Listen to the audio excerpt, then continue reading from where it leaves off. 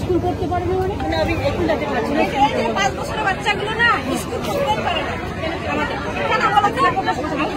কেন করতে পারে না? কেন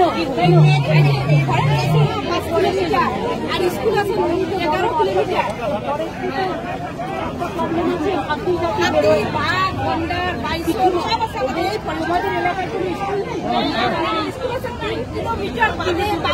আমি দেখে নিচ্ছি একটা স্কুল যদি হিন্দি স্কুল আছে আবার 3 কিলোমিটার।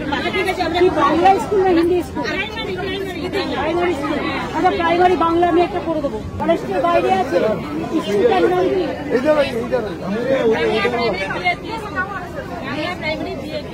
এই লেখো বাংলা প্রাইমারি ভিআইপি স্কুল।